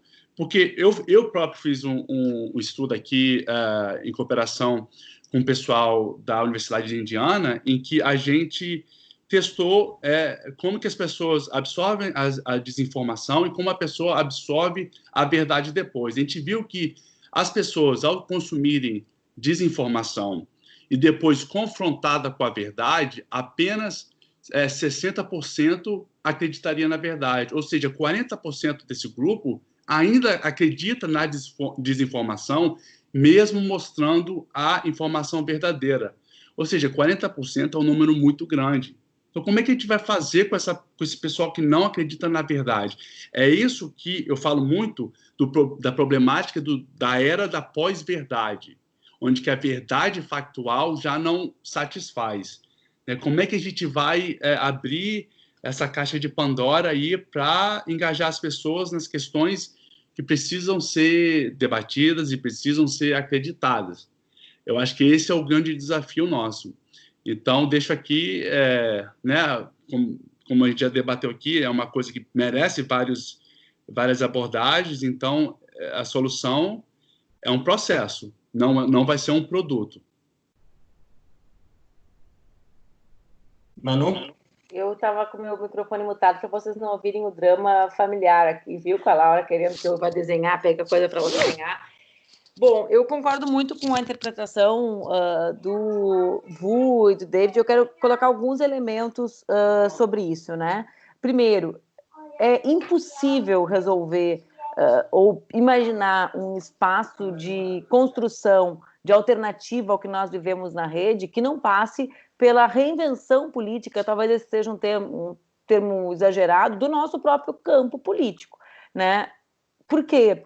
Vou falar algo que é muito importante. É preciso deixar de tratar esse espaço como um espaço de comunicação e compreender que esse espaço é o todo, né? Ele é o todo, ele faz parte do todo, não existe essa dicotomia entre o real e o virtual. Por quê? Por que não dá certo? Porque delegam de forma compartimentada, fragmentada, para aqueles que têm responsabilidade de comunicação. Eu acabei de ter um diálogo desses com alguém que queria que eu participasse de uma reunião para fazer as redes dar certo com os assessores. Se eu não tenho como conversar com assessores de comunicação, de deputados e fazer as redes dar certo, porque só dará certo a hora que esses deputados se derem conta que eles próprios são os atores das redes deles e que aquela é a forma que eles têm de se comunicar com as pessoas e de comunicar as suas ideias para as pessoas, né? Dou outro exemplo prático para que as pessoas compreendam um pouco como não existe mais essa fragmentação. Nós no Instituto, se fosse você, que é o Instituto que eu presido, decidimos coletar alimentos para doação, em função da pandemia, né? Já chegamos a 32 toneladas para Porto Alegre, talvez seja a maior ação, é maior, inclusive, que a do Poder Público Municipal. Então, nós fizemos um debate com a sociedade sobre solidariedade, um debate político de valores que nós acreditamos. Nós envolvemos mais de 1.000 pessoas que doaram, portanto, é uma política de finanças, de formação, de debate e também uma política concreta que faz nós nos relacionarmos com o movimento social, com a rede de assistência social, que é quem é adaptada a essas entregas. Isso só é possível porque nós somos um time único, né? Da pessoa que vai entregar a cesta, que tem que fotografar para a prestação de contas, da pessoa que está nas redes, a pessoa das finanças, todos nós participamos de um espaço uno de debate político sobre essa ação. Acho que é muito difícil essa reinvenção se dar sem nós levarmos em conta quem quer fazer política hoje, né? Quem ocupa o espaço público hoje. Porque o Vu também traz isso na fala dele. Os nossos partidos são partidos construídos num outro tempo da história.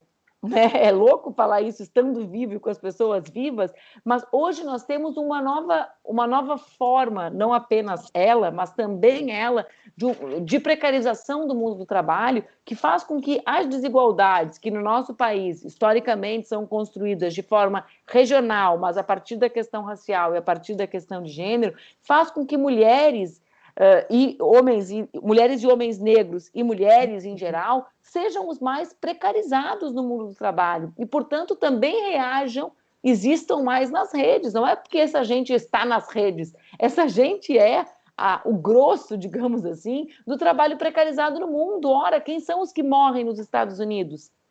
Negros, negras e migrantes. Por que o Ocasio acontece nas redes? Porque ela percebeu que ela tem que comandar, que tudo passa por ali, mas ela também representa essa multidão de pessoas marginalizadas, né? Então, não é impossível enquadrar as redes às nossas vontades, né? Aos nossos desejos, ao nosso ideal de como seria o mundo. É preciso compreender o mundo a partir das redes para ir disputar que mundo nós teremos. Acho que nas redes também é muito nítido algo... Aconteceu um episódio comigo, o Vu, que fez movimentos estudantil comigo, vai entender muito. Eu estava no México, fui para a Feira do Livro de Zócalo fazer um lançamento e fui na casa da Frida. Quando eu cheguei na casa da Frida, postei uma foto minha e da Laura, comecei a receber dezenas de mensagens pedindo para eu ir na casa do Trotsky. Eu achei que era uma provocação por um conflito histórico, que eu já nem era nascida, entre os trotskistas e os partidos comunistas do mundo, né? Achei que era um debate, assim, uma provocação, Vinícius, digamos assim, a disputa de 40 anos atrás, 50 anos atrás, dos campos políticos da esquerda. E eu fui, evidentemente, né, e não noticiei, evidentemente, com medo desse debate acontecer nas redes, que era um debate que faz parte do início da minha militância. Mas não era. Por quê? Porque a turma que se referencia em mim nas redes tem, claro, o certo, a ideia de campo político. E, portanto, essas disputas mesquinhas, velhas, ultrapassadas historicamente, têm o seu valor histórico, mas superadas historicamente, e que dividem esse sentido de campo também do conceito mais clássico do Bourdieu, né, desse campo político, tudo isso não é válido no ambiente das redes. Então, é como se nós tivéssemos ferramentas que não se relacionam com a máquina. É como se eu tivesse com uma chave de fenda, né, os líderes dos nossos partidos, a forma como eles se organizam para essa disputa, para trocar uma lâmpada. Ora, a ferramenta pode ser maravilhosa, mas não troca a lâmpada, né? Então, acho que é preciso ter um olhar para as redes como um olhar da disputa política, dessa assembleia, saber quem são os presentes, né, para aí a gente construir a nossa agenda, né? Então, tem relação com redes, mas tem relação com partidos, tipo de partidos, tem relação com pautas de partidos, né? Quer dizer, não adianta estar tudo certo e a pauta não dialogar, né? Não chegar, não ter nexo com as pessoas, né? Com a realidade da vida das pessoas, né? Então, acho que o nosso trabalho, infelizmente, Lucas, é muito maior do que só conseguir pensar uma estratégia de comunicação para as redes, né? É estar à altura dos desafios do tempo presente. Eles são grandiosos, né? Na eleição de 2018, eu era chamada de a neurótica das fake news. E aí, quando começaram a desmentir fake news, botavam um site, né? Porque ignoravam que o povo brasileiro não tem acesso a site, né? Pelos seus pacotes de dados. E aí eu dizia, mas e a tarifa zero rating? As pessoas não entram no site, né? Não dá. Quer dizer, então, precisa de técnica, precisa de conhecimento técnico, mas precisa de unidade, de reflexão e de um projeto que esteja, digamos assim, conectado com o tempo presente. Só um projeto conectado com o tempo e com os desafios do presente e do futuro é que poderão nos recolocar nas redes, na minha interpretação. O meu microfone estava mudo, Manu, mas eu falei, ó, vim de Frida aqui, ó. Sabia que você ia falar na Frida. Tu veio de Frida e de cerveja, que a gente está te vendo e te invejando. Não, isso aqui é água, hein, gente? Pelo amor de Deus. É cerveja, né, Vinícius? É cerveja. Gente, mas tá valendo. Tá valendo. Tá mais do que valendo, tá necessário para sobreviver. A gente está, acho que, estourando aqui nosso teto. Eu queria propor uma rodada de considerações finais, mas queria propor um tema um pouco para essas considerações, que é o que a gente tem feito em todos os debates aqui, que é perguntando como vocês estão pensando esse pós-pandemia do ponto de vista daquilo que a gente conversou hoje. Acho que isso apareceu rápido no debate, algumas coisas que o Vinícius trouxe, algumas coisas que o David trouxe também, sobre se a gente vai sair dessa crise toda, entendendo um pouco melhor o papel do jornalismo tradicional, entendendo um pouco com um sinal amarelo, como o Vinícius falou, em relação às fake news, a importância de travar um debate baseado em argumentos racionais, né, ao discutir política. Vocês estão otimistas ou pessimistas em relação a como esse debate das fake news, da pós-verdade, vai estar colocado aí no pós-crise do coronavírus? Vinícius, começa? Pode ser. Bom, apesar do mundo, né, nos dar bastante argumentos para sermos pessimistas, né, talvez seja necessário mais do que nunca ser teimoso, né, em relação à crença num futuro onde efetivamente nós possamos ter uma democracia de fato no Brasil, no mundo, né, plena. Eu acho que uma oportunidade sim está colocada, né? O pós-pandemia vai colocar o mundo em reflexão a respeito de muitas coisas que nos orientaram até aqui nas últimas décadas, né? Mais do que nunca, o que nós estamos precisando é de Estado, por exemplo, né? De poder público, de instituições públicas. Talvez isso esteja muito claro hoje para uma parcela muito maior da população e das sociedades, né? Que são vitimadas pela pandemia do que anteriormente. E é importante nesse sentido que a gente lembre que a emergência das fake news ela se deu num contexto das promessas não cumpridas do neoliberalismo e da deslegitimação das instituições, dos partidos políticos, das políticas também, em função, também em grande medida, dos erros que foram cometidos nas últimas décadas. Né? A desesperança, né, frente à ideia de que os partidos, ao fim e ao cabo, são todos iguais, né? A desesperança de que, através do voto, a gente possa efetivamente mudar as coisas, né? Enfim, dentro dos regimes democráticos, enfim. Então, talvez seja o momento mesmo de uma profunda reflexão. E o fortalecimento das instituições, de instituições como, por exemplo, né, os órgãos de imprensa, a imprensa livre, de ideias, né, que fundamentaram toda a vida em sociedade durante a modernidade e que fundamentaram também a própria ideia de democracia no mundo ocidental, talvez devam ser revisitadas nesse momento, para que a gente consiga colocar o debate, né, de ideias num patamar mínimo de racionalidade, onde a gente possa fazer com que os argumentos prevaleçam, né? Os argumentos e as ideias, as proposições daqueles que se colocam no debate público. Tem uma questão importante que eu já falei aqui inicialmente e terminaria dizendo, que é dessa lógica cultural do nosso tempo, né? Bom, o humanismo está em crise, né? E tudo aquilo que a gente conheceu, né, digamos assim, nas últimas décadas, no último século, né, construímos em torno da ideia de democracia. Talvez seja necessário, para superarmos essa crise, reconstruirmos também as noções de democracia e seus mecanismos, as instituições que se organizam em torno dos regimes democráticos. E, para isso, né, uma refundação profunda, por exemplo, dos partidos políticos, especialmente daqueles partidos políticos democráticos que se preocupam com o futuro da democracia no mundo, é um passo importantíssimo. Outra questão que eu acho fundamental nesse debate sobre fake news e sobre alternativas, né, é uma cobrança também por parte da sociedade da ação efetiva das instituições que também devem agir nesse caso. Falamos aqui muito da justiça eleitoral, mas, obviamente, outras instituições devam também cumprir um papel. Porque se tem uma coisa que nós temos de aprender com essa pandemia, e talvez a pandemia tenha servido para abrir os olhos de muitas pessoas que não se davam conta da gravidade que nós estamos vivendo, é que esse nível de distorção no debate público que nós vimos nas últimas eleições, esse nível de manipulação mesmo, né, digamos assim, da formação da opinião pública, não é uma questão que esteja restrita ao contencioso político das sociedades.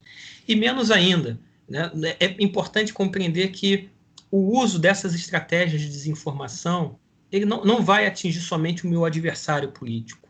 O que nós estamos vendo na pandemia é que uma questão de extrema gravidade, né, que envolve, que tem impacto na vida de toda a sociedade, de todos nós, pode, né, digamos assim, as estratégias públicas de enfrentamento a uma crise como essa que nós estamos vendo na saúde pública, podem ser comprometidas por esse nível de distorção do debate e por essas estratégias de desinformação e manipulação do debate público que nós vimos nas eleições. Ou seja, talvez tudo isso sirva para, no final das contas, a gente mostrar para uma parte da sociedade brasileira que, em outro momento, que enquanto achava que era contra o outro, que era contra o meu adversário político, enquanto era contra o PT, a esquerda, eram coniventes e conviviam com esse tipo de estratégia, talvez isso tudo sirva para nos mostrar que não é bem assim. E como a gente falou aqui, né, no início, que isso tem a ver com a emergência da extrema-direita, talvez o grande aprendizado que nós tenhamos com isso tudo é de que um dia o fascismo bate à nossa porta também. Né? Aquele velho poema do Brecht, né, enquanto levavam os diferentes, eu não me importava, né? Mas um dia chegou até mim, enfim, é isso que se trata. Né? Ou seja, ser conivente ou não ter uma ação efetiva para enfrentar tudo isso que nós estamos vivendo em termos de desinformação, de proliferação de notícias falsas, um dia a fatura chega para nós também, né? Chega para todos nós. E eu acho que isso é um aprendizado que a pandemia vai deixar e, obviamente, o desfecho disso tudo é um debate, uma disputa em aberto. Né? Obrigado, Vinícius. David, segue. Sim, nessa questão, né, desinformação e da pandemia, eu acho que vale a pena a gente focar um pouquinho também na demografia, na questão do acesso à internet. Tem-se esse entendimento que o brasileiro está no WhatsApp, o brasileiro está online, mas é interessante que a grande maioria dos brasileiros utilizam muito, por exemplo, o Wi-Fi da empresa onde que trabalha, da lanchonete onde que vai almoçar, ou do restaurante onde que vai lanchar, enfim.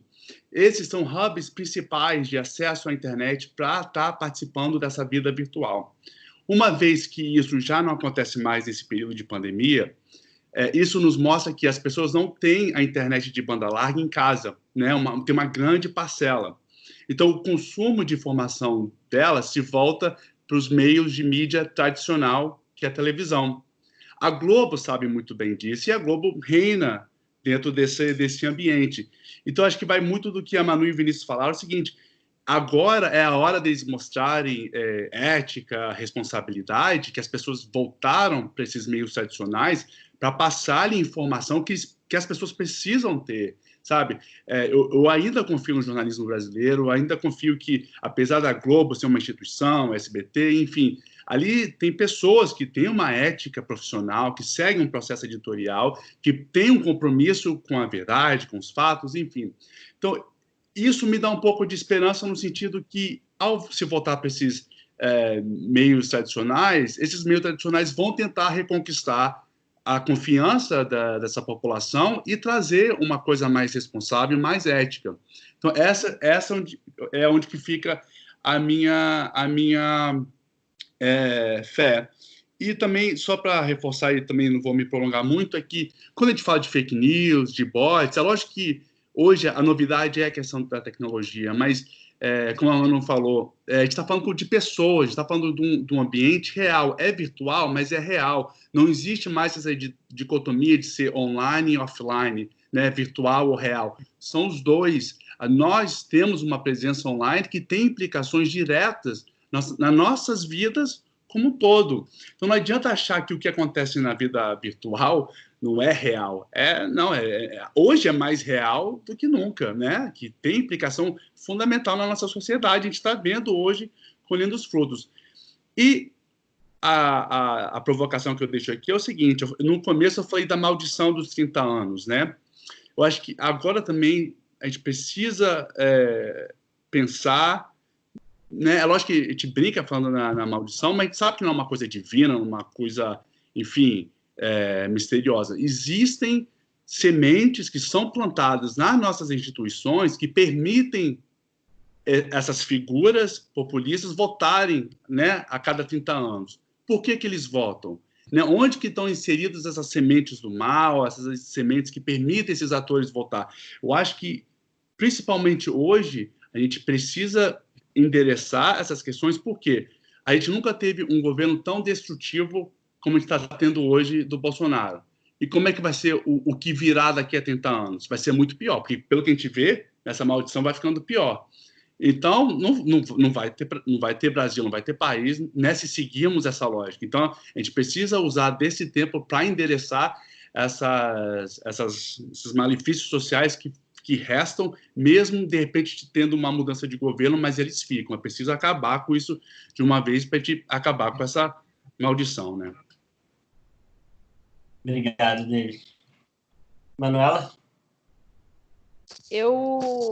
Há uns 15 dias, conversei com a Débora Diniz, né, com a antropóloga Débora Diniz, e ela usou uma expressão que eu gostei muito, né? Ela diz que é um momento em que a ferida de todos está aberta, independente de quem nós somos. Evidente que a ferida dói diferente em cada um, né?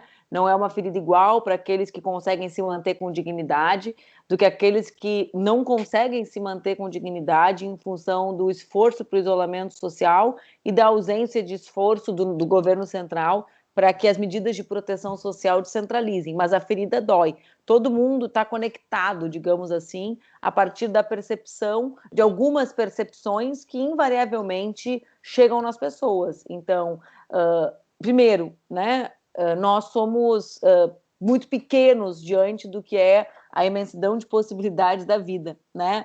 E isso pode parecer filosófico, eu até pensei assim, nossa, onde eu fui, né? Mas eu acho que é um caminho para a gente percorrer, para que a gente possa construir um projeto. As pessoas, nesse momento, elas estão nas suas casas, e as que estão nas suas casas, ou as que conseguem estar nas suas casas, não sentem falta desse mundo onde o consumo e os templos de consumo e os influenciadores relacionados ao consumo pautam a existência. Elas sentem faltas de pessoas, né? As ausências são as ausências humanas, é o contato, é o levar o filho na escola, é o caminho que se percorre para o ambiente de trabalho, é o poder trabalhar naquilo que se gosta, né? Então, acho que é um momento de grande reflexão, né? Eu não acho que naturalmente o caminho para a cura da ferida será um caminho de mais solidariedade, de mais empatia, de mais olhar para o próximo, né? Acho que, como nos outros momentos de crise da humanidade, isso está em disputa. Os mecanismos multilaterais de debate econômico do mundo anunciam que a gente ruma para uma crise maior que a de 1929.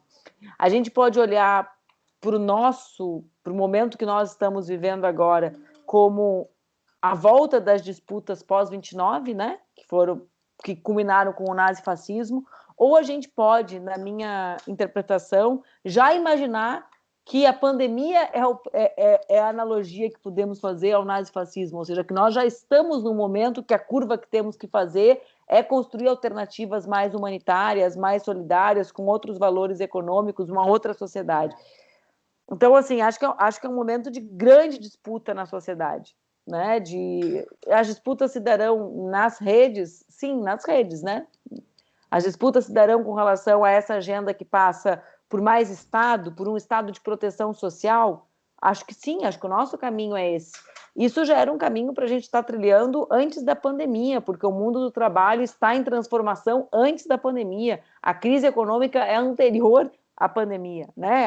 Ela é tão grave justamente porque desde 2008 o mundo vive essa situação, né? Então, a nossa disputa, para mim, deve passar por isso, né? Pela ideia de que é preciso mais Estado, um Estado de proteção social, de que nenhuma vida vale menos e de que ninguém, portanto, pode ficar para trás, de que é preciso colocar a saúde ou os sistemas públicos de saúde e a ciência na centralidade dos projetos dos países, de que as relações, né, também fica muito mais nítido a necessidade de que o mundo reinvente, né, as suas relações entre países. Nós teremos um mundo com mais muros ou um mundo com mais solidariedade? Então, para mim, tudo isso está em disputa, é uma disputa aberta. E a gente tem que saber, ela vai se dar com as armas com que as disputas são feitas hoje nas redes, depois do fim do isolamento nas ruas, né, com eles usando fake news, com a gente combatendo fake news.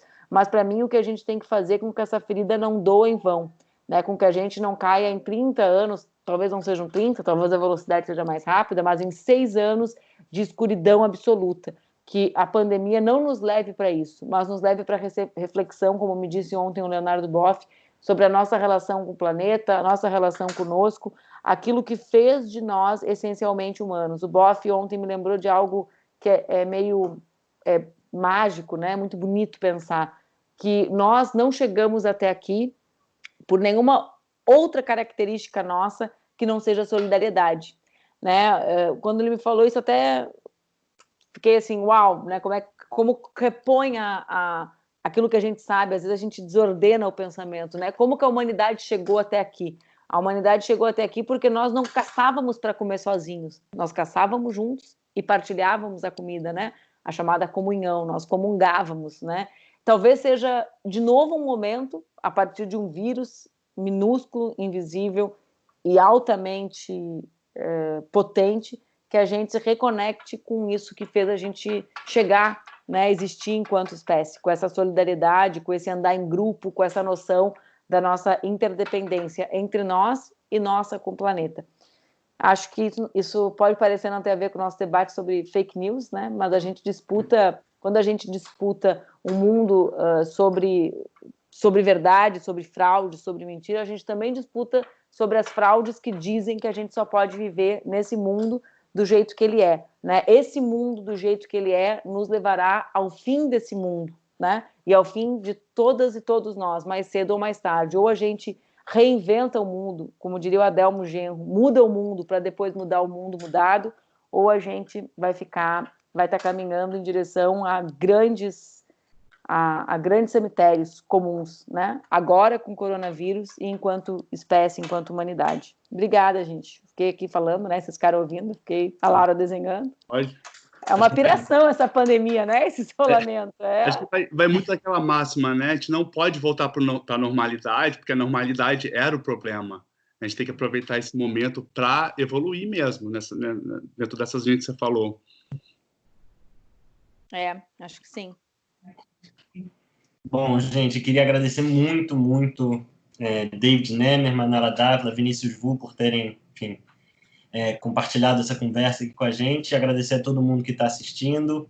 Enfim, para quem está chegando pela primeira vez, curta aí as páginas do História em Quarentena para continuar acompanhando nossos debates semanais. Sigam também o David, a Manu e o Vinícius nas redes, porque essa conversa continua. E é isso. Obrigado e até semana que vem, gente. Tchau, tchau. Obrigada. Fiquem bem. Valeu.